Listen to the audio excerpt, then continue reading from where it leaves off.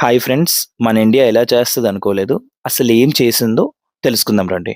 So, ఈ ఫోటోలో ఉన్నతను డోగ్లస్ మెక్‌గ్రెగర్. అతనొక American author and American journalist and ట్రంప్‌కి చాలా దగ్గర ఫ్రెండ్ కూడా. సో, అతనేమన్నాడంటే, "only the Modi can help us to stop the war." ఇప్పుడు మనకి ఇరాన్ అండ్ ఇజ్రాయెల్ వార్‌తో పాటు అమెరికా కూడా ఇన్వాల్వ్ అయింది కదా! Only the Modi can stop అనమాట. అతను చెప్పే రకంగా.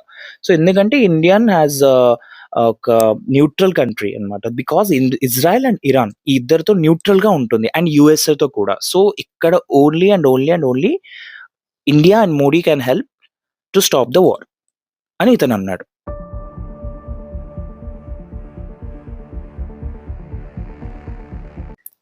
సో, ఫస్ట్ ఇప్పుడు తెలుసుకుందాం ఏంటంటే, ఎందుకు ఇండియా ఈ వార్‌లో ఇన్వాల్వ్ అయ్యి, వార్‌ని స్టాప్ చేయడానికి కానీ, ఎవరికైనా కన్వీనియన్స్ చేయడానికి కానీ ట్రై చేయట్లేదు. సో, బిఫోర్ దట్ మనం తెలుసుకుందాం ఏంటంటే, why the America has a good relationship with the Israel.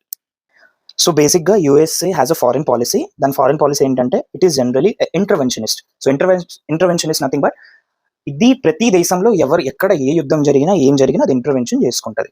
So, total మనం చూస్తే యూఎస్ఏకి 800 మిలిటరీ బేసెస్ ఉన్నాయి. ఆ 800 మిలిటరీ బేసెస్‌లో 19 active in the West Asia. అంటే సౌత్ అరేబియాస్ కంట్రీ అండ్ ఆ కంట్రీస్‌లో టోటల్ 19 యాక్టివ్ మిలిటరీ బేసెస్ ఉన్నాయి. So, USA why the America has entered into the war and why Israel is so important for America.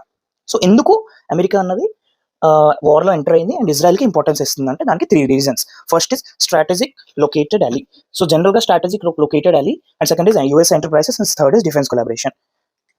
So, first reason వచ్చి strategic located Ali. ఏంటంటే ఇది టోటల్‌గా మనకి west Asia అన్నమాట. వీటిలో మాక్సిమం వాటిలో లైక్ సౌదీ అరేబియా కానీ, యెమెన్ కానీ, లేదా ఒమన్, ఇరాక్, సిరియా వీటన్నిటిలో యూఎస్ఎస్ మిలిటరీ బేసెస్ ఉన్నాయి.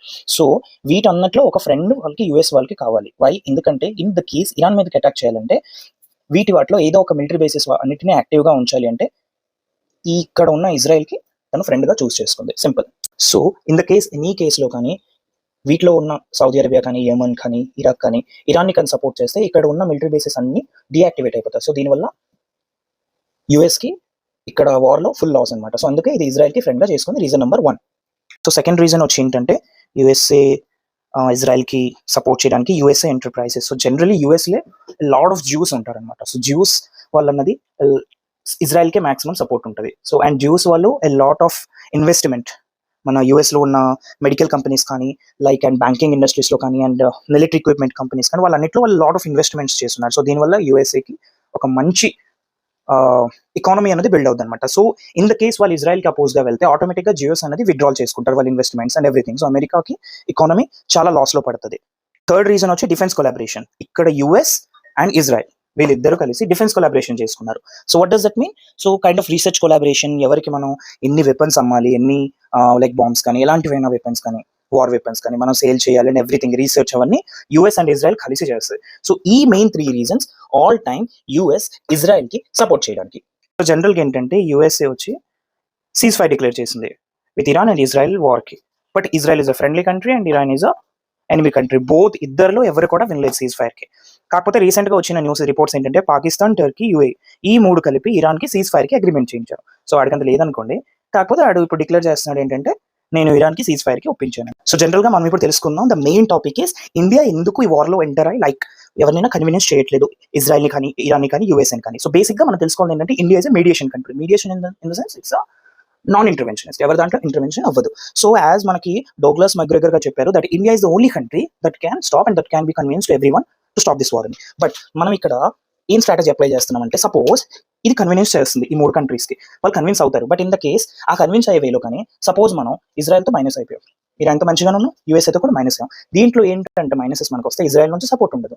యూఎస్ఏ నుంచి కూడా ఇకపై మనకు సపోర్ట్ ఉండదు. సో, దీనివల్ల టారిఫ్స్ యాడ్ అవ్వడం కానీ, లేదా వేరే లాంటివి కానీ, ఎలాంటి రకం అన్ని మనకి ఫైనాన్షియల్‌గా ఇష్యూస్, లాసెస్ అన్నీ వస్తాయి. ఫర్ ఎగ్జాంపుల్ మనం కానీ ఇజ్రాయెల్‌తో అండ్ యూఎస్‌తో మంచిగానే ఉన్నాం. ఇరాన్‌తో మనం మైనస్ అయిపోయాం అనుకోండి. ఈ కేస్‌లో ఏమవుద్దంటే ఇరాన్‌లో ఉన్న మనకి లైక్ లాట్ ఆఫ్ ఇండియన్స్ కూడా అక్కడ ఉన్నారు. అది తరిమి పడేస్తుందన్నమాట.